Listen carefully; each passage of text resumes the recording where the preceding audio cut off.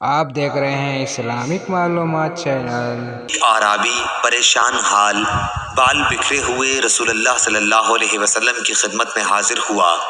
اس نے پوچھا، یا رسول اللہ صلی اللہ علیہ وسلم، بتائیے مجھ پر اللہ تعالیٰ نے کتنی نمازیں فرض کی ہیں؟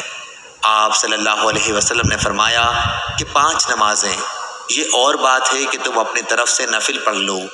پھر اس نے کہا، بتائیے اللہ تعالیٰ نے مجھ پر روزے کتنے فرض کیے ہیں؟ حضرت صلی اللہ علیہ وسلم نے فرمایا کہ رمضان کے مہینے کے، یہ اور بات ہے کہ تم خود اپنے طور پر کچھ نفلی روزے اور بھی رکھ لو۔ پھر اس نے پوچھا، اور بتائیے زکوٰۃ کس طرح مجھ پر اللہ تعالیٰ نے فرض کی ہے؟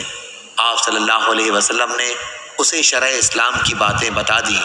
جب اس اعرابی نے کہا، اس ذات کی قسم جس نے آپ صلی اللہ علیہ وسلم کو عزت دی، نہ میں اس سے جو اللہ تعالیٰ نے مجھ پر فرض کر دیا ہے کچھ بڑھاؤں گا اور نہ گھٹاؤں گا، اس پر رسول اللہ صلی اللہ علیہ وسلم نے فرمایا، اگر اس نے سچ کہا ہے تو یہ مراد کو پہنچا۔